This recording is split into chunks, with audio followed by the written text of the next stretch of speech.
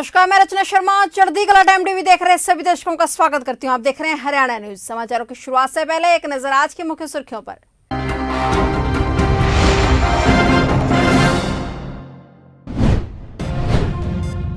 लाठीचार्ज में घायल किसानों से मिलने पहुंचे राकेश टिकैत, कहा सरकार को भुगतना पड़ेगा खमियाजा। लाठीचार्ज के विरोध में किसानों ने किया प्रदर्शन, बीजेपी सरकार के खिलाफ की नारेबाजी।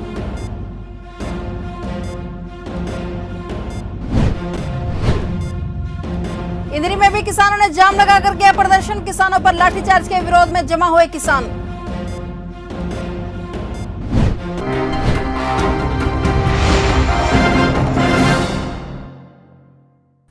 और अब समाचार विस्तार से। कल करनाल में भाजपा की बैठक का विरोध करने के लिए बस्तार टोल प्लाजा पर इकट्ठे हुए किसानों पर लाठीचार्ज किया गया, जिसमें काफी किसान घायल हो गए, जिन्हें मेडिकल कॉलेज सहित अन्य अस्पतालों में भर्ती करवाया गया। भारतीय किसान यूनियन के प्रवक्ता राकेश टिकैत ने भी मेडिकल कॉलेज पहुंचकर घायल किसानों से मुलाकात की। राकेश टिकैत ने कहा कि किसानों पर एक के बाद एक बार 4 बार लाठीचार्ज किया गया है। वकीलों को बुलाकर किसानों का मेडिकल करवाया जाएगा। सरकार पर निशाना साधते हुए टिकैत ने कहा कि देश में सरकारी तालिबानों का राज हो चुका है। देश में सरकारी तालिबानों के कमांडर मौजूद हैं, जिन्होंने किसानों के सिर फोड़ने के आदेश दिए हैं। उनकी जांच हो जानी चाहिए। टिकैत ने यह भी कहा कि कल करनाल में किसानों पर हुए लाठीचार्ज के विरोध में किसान संगठन की बैठक होगी, जिसमें सख्त फैसला लिया जाएगा और इससे सख्ती से निपटा जाएगा। कल की पंचायत यहाँ पे होगी और जो भी इसमें फैसला लेंगे हम पूर्ण रूप से सख्त फैसला इसमें लिया जाएगा।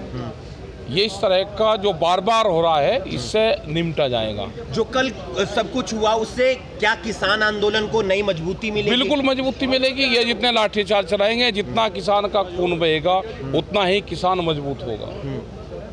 आज की रैली में क्या संदेश नूह जा रहे हैं? शायद आज नूह जा रहे हैं, इसके बारे में सबको पता है। जब हम कल शिमला के अंदर प्रेस कॉन्फ्रेंस में थे तो वहाँ पे इधर लाठीचार्ज हो रहा था, उधर वहाँ के लोग ये क्वेश्चन कर रहे थे, क्योंकि ये पूरी अपडेट चल रही थी वहाँ पे। सर, आप जो जिनको चोटें लगी, जिन किसानों को कल लाठीचार्ज में चोटें लगी, उनके मिले हैं, क्या कहना चाहेंगे? क्या उनको मेडिकल हो रहा है या नहीं? अभी नहीं हो रहा। आज यहाँ पे पूर्ण रूप से वकील भी यहाँ पे बुलवाए हैं और जितने लोगों का चोट लग रही है यहाँ पे सब लोग अपने रहेंगे संगठन के लोग, और वे सबका यहाँ पे मेडिकल यहाँ पे करवाएंगे, ये उनको कहा गया है। और आगे की जो भी रणनीति बनेगी वो शाम तक।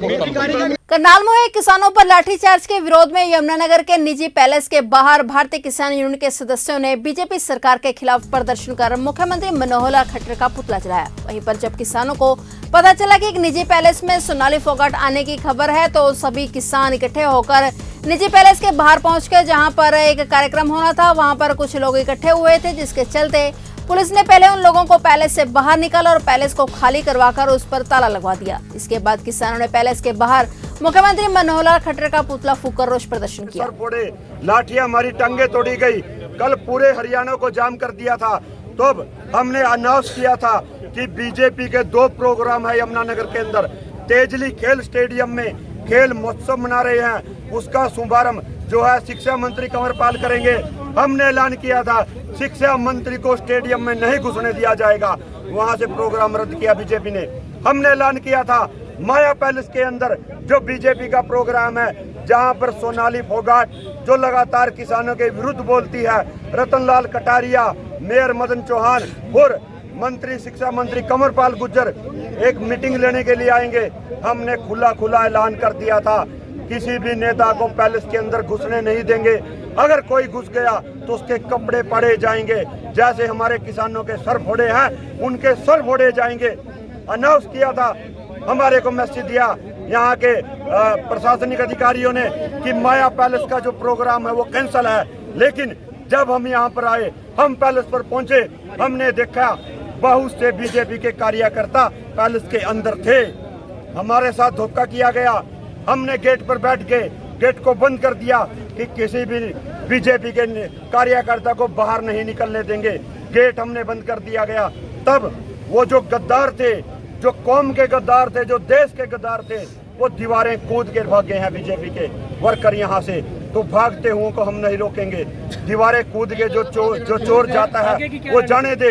आगे की क्या रणनीति रहेगी? आगे आज हमने विरोध में जो सीएम ने लाठीचार्ज का आदेश दिया, उसका पुतला यहाँ पर जलाया गया। पुतला जलाकर आज का प्रोग्राम का समापन किया। और कल करनाल के अंदर पूरे हरियाणा के संगठनों की एक किसान पंचायत रखी गई है, जिसमें निर्णय लिया जाएगा कि कब तक किसान लाठियां खाएंगे, कब तक हमारी गाड़ियों के शीशे पुलिस तोड़ेगी। उसके लिए कड़ा फैसला लिया जाएगा, जो कल करनाल के अंदर होगा। भाजपा एससी मोर्चा के प्रदेश अध्यक्ष व पूर्व मंत्री कृष्ण पवार ने आज पूर्व मंत्री कृष्ण बेदी के निवास पर प्रधानमंत्री के मन की बात सुनी। कृष्ण पवार ने कहा कि प्रधानमंत्री नरेंद्र मोदी केवल जनहित की बात करते हैं। किसानों पर पवार ने कहा कि वह अपने 30 साल के राजनीतिक तजुर्बे के साथ कह सकते हैं कि प्रधानमंत्री नरेंद्र मोदी ने किसानों को लाभ पहुंचाने का कार्य किया है। उन्होंने कहा कि स्वामीनाथन आयोग की रिपोर्ट को कांग्रेस व अन्य पार्टियों ने दबाने का काम किया, लेकिन भाजपा सरकार ने किसानों की आय दोगुनी करने के प्रयास करते हुए फसलों के एमएसपी को बढ़ाकर किसानों को कोई समस्या न हो, इसके लिए सीधे उनके खाते में पैसे डालने का कार्य किया है। हम सब के लिए बड़ी खुशी की बात है कि देश के प्रधानमंत्री नरेंद्र मोदी ने या जो मन की बात की है उसमें देश को एक प्रेरणा दी है। विशेष तौर से जो गरीब व्यक्ति हैं जो स्किल का काम करते थे अतीत के अंदर, आज वो डे बाई डे कम होता जा रहा है। इसलिए देश के प्रधानमंत्री चाहते हैं स्किल डेवलपमेंट ज़्यादा करके, और आप कितना खुल के आपके सामने उन्होंने स्किल डेवलपमेंट के बारे में बोला। तो इसके लिए हम देश के प्रधानमंत्री नरेंद्र मोदी का बहुत बहुत धन्यवाद करते हैं, जो गरीब आदमी की चिंता रखते हैं। इसके अलावा मैं विशेष तौर से हरियाणा प्रदेश के मुख्यमंत्री माननीय मनोहर लाल का भी धन्यवाद करता हूँ कि पूरे देश में जो स्किल डेवलपमेंट इंडस्ट्री है तो पलवल के अंदर सबसे पहले देश में माननीय मनोहर लाल ने खोलने का काम किया।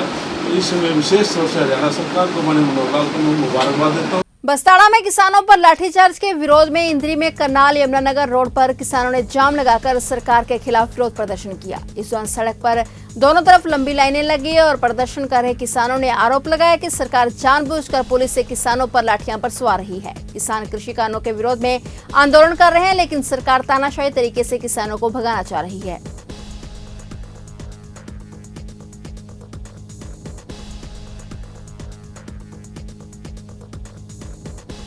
ये जो सुबह हमारे किसान बस्ताड़ा टोल टैक्स पे आराम से बैठे थे, शांति प्रिय प्रदर्शन कर रहे थे, पिछले 9 महीने प्रदर्शन कर रहे थे, और जो आज खटारा सरकार का प्रोग्राम था उसके उपलक्ष्य में उन्होंने पूरा करनाल सील कर दिया। कहाँ की तानाशाही है? अगर 4 आदमियों की मीटिंग है उस उपलक्ष्य में आप सारा शहर सील कर दोगे? ये तो बिल्कुल ताना। इतनी तो ईस्ट इंडिया कंपनी भी नहीं करती थी, वो भी आम जन के लिए एक रास्ता छोड़ देती थी। अंग्रेजों के ये तो उनसे भी ऊपर चले गए हैं, और जो उन्होंने आज पुलिस प्रशासन का बल प्रयोग करके हमारे किसान भाइयों पर अत्याचार किया, लाठीचार्ज किया, उसके रोष प्रदर्शन में किसान मोर्चा ने आह्वान किया था भी हर जगह पर नाकाबंदी की जाए, रोड जाम किया जाए। उस उपलक्ष्य में हमने यहाँ पर रोड जाम किया हुआ है, और खानपुर, दूमसी, अंधगढ़, जैनपुर आसपास के सभी गांवों का सहयोग आप देख सकते हो। हजारों संख्या में किसान यहाँ पर पहुंचे हुए हैं और सरकार के खिलाफ अपना रोष प्रकट कर रहे हैं। करनाल में भाजपा की प्रदेश स्तरीय बैठक का विरोध करने पर किसानों पर पुलिस प्रशासन ने जमकर लाठीचार्ज किया था। लाठीचार्ज की तस्वीरें कल पूरे देश ने देखी। कांग्रेस के रणदीप सिंह सुरजेवाला समेत विभिन्न दलों के नेताओं ने हरियाणा सरकार की इस कार्रवाई की जमकर निंदा की। बैठक में हिस्सा लेने के बाद जब मुख्यमंत्री मनोहर लाल खट्टर से इस बारे में पूछा गया तो उन्होंने कहा कि किसी संगठन की बैठक में विघ्न डालना गलत है। उन्होंने कहा कि किसानों ने पहले पुलिसकर्मियों पर पत्थर बरसाए और उसके बाद ही हल्का लाठीचार्ज किया गया। इसी के साथ करनाल जिला उपायुक्त निशांत कुमार यादव ने भी इस लाठीचार्ज को जस्टिफाई करते हुए कहा कि किसानों को शांतिपूर्ण विरोध दर्ज करने के लिए बस्ताड़ टोल प्लाजा पर जगह दी गई थी, लेकिन जब किसान टोल प्लाजा से करनाल शहर की तरफ बढ़ने की कोशिश करने लगे तो उन्हें रोका गया। इस पर किसानों ने नेशनल हाईवे पर जाम लगा दिया। जब किसानों को जाम खोलने को कहा गया तो दोनों पक्षों के बीच कहासुनी हो गई। भारतीय जनता पार्टी की प्रदेश स्तरीय ये बैठक थी, इसका विरोध जो उन्होंने कल कॉल दी, मैं उसकी निंदा करता हूँ।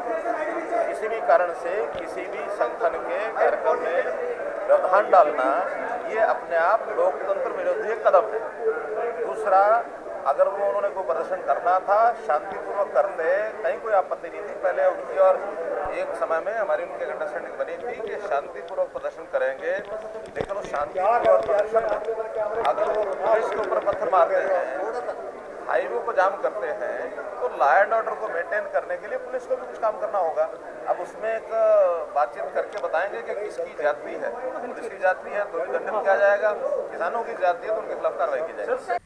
ग्रेटर फरीदाबाद इलाके में बन रहे एक निजी अस्पताल में बाल मजदूरी करते हुए 2 बच्चों को बाल मजदूरी से मुक्त करवाया गया है, जिसके बाद इसकी सूचना खेड़ी थाना पुलिस को चाइल्ड हेल्पलाइन की टीम ने दी है। वहीं खेड़ी थाना पुलिस का इस मामले में कहना है कि जैसे उन्हें चाइल्ड हेल्पलाइन की टीम के द्वारा तहरीर मिलेगी वह मामला दर्ज कर उचित कार्रवाई अमल में लाएंगे।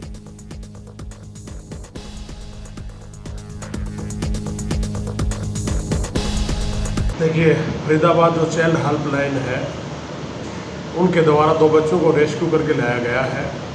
अभी उनकी तरफ से कोई तहरीर थाना में नहीं दी गई है। उनके द्वारा लिखित जो तहरीर दी जाएगी उसके बाद में जो नियमानुसार कार्रवाई की जाएगी।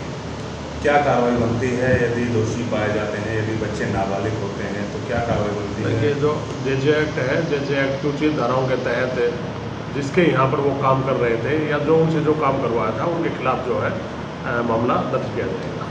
पृथ्वी क्षेत्र का गांव सोतई विवादों में गिरता ही जा रहा है। ग्रामीण आरोप लगा रहे हैं कि गांव में मौजूदा सरपंच ने करीब 21 करोड़ रुपए का घोटाला कर लिया है और अधिकारी लंबे समय से इस मामले को दबाने में लगे हुए हैं, जबकि उन्होंने घोटाले के सारे कागज स्थानीय अधिकारियों को दे दिए हैं।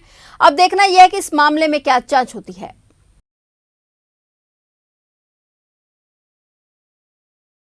मेरे गांव में एक कमरपाल नाम का आदमी सरपंच है। उसने इतना बड़ा घोटाला किया सोतई में कि आप सोच भी नहीं सकते। मैंने उसकी शिकायत सीएम विंडो से लेके अपना SDM Ballabhgarh, DC Faridabad, BDO Ballabhgarh, कोई जगह नहीं छोड़ी। उसके बाद एसडीएम एक त्रिलोकचंद थे, उन्होंने कहा कि भाई मैं इसकी बैंकों की स्टेटमेंट मंगाता हूँ, असलियत का पता तभी लगेगा कि भाई इतना किसना पैसा निकाल रखा है। इन्होंने बैंक से 20 करोड़ 48 लाख रुपए 20 करोड़ 48 लाख रुपए की स्टेटमेंट में आया हुआ है, पंचायत का पैसा। देखो, जहाँ तक विधायकों के आरोप की इस टाइम के विधायक को तो इस टाइम का जाने, मेरे को पता है कि सोतई में एक बहुत बड़ा घपला है और पंचायत के अंदर लगभग उसमें, जैसा कि मेरे को आभास हुआ है, 15 से 20 करोड़ रुपए का उसमें घपला बताते हैं। मैंने उसी टाइम पे वहाँ का एक एक्स सरपंच सुभाष है, उसकी इंक्वायरी आई तो मैंने उस टाइम पे एक विजिलेंस में भी इंक्वायरी डलवाई, डीसी को भी कहा। बाकी आज तक उस 3/2019 है शायद विजिलेंस की इंक्वायरी का नंबर, और उसमें इतने रिकॉर्ड दे रखे हैं, बाकी वो आज तक आगे बढ़ नहीं पाई। पता ना क्या कारण है, या तो विधायक दबा रहे हैं या कोई राजनीतिक और संरक्षण मिल रहा है। मैंने तो अपने पीरियड में उस टाइम पे भी इस चीज़ की इंक्वायरी करने के लिए बोला था। और मैं कहता हूँ कि इस केस में दूध का दूध, पानी का पानी होना चाहिए, चाहे कोई भी इन्वॉल्व है, इसमें बचना नहीं। जन्माष्टमी के त्योहार को हिंदू धर्म के लोग बड़े ही हर्षोल्लास से मनाते हैं। जन्माष्टमी के त्योहार को श्री कृष्ण जी भगवान के जन्म दिवस के उपलक्ष्य में मनाते हैं और हर कोई इस त्योहार को अपने अपने ढंग से मनाता है। इस बार भी कोरोना काल में एक नई पहल के तहत महिलाएं इस त्योहार को मनाती दिखाई दे रही हैं। बाजारों में देखने को मिल रहा है कि काफी महिलाएं कान्हा व लड्डू गोपाल के वस्त्र खरीदते हुए दिखाई दे रही हैं। दुर्घटनाग्रस्त लोगों की सहायता के लिए शाहबाद की अग्नि संस्था हेल्पर्स सोसाइटी द्वारा देवी मंदिर धर्मशाला में 35वां रक्तदान शिविर का आयोजन किया गया। शिविर का आरंभ मुख्य अतिथि शुगरफेड के चेयरमैन व विधायक रामकरण काला ने रक्तदाताओं को बैच लगाकर किया। विधायक ने सोसाइटी के कार्यों की प्रशंसा करते हुए कहा कि उत्तर भारत में हेल्पर्स सोसाइटी ही एक ऐसी मात्र संस्था है जो सड़क दुर्घटनाग्रस्त लोगों की सहायता करना, लावारिस शवों का दाह संस्कार करना और लगातार रक्तदान शिविर लगाकर लोगों की सहायता करने का कार्य कर रही है।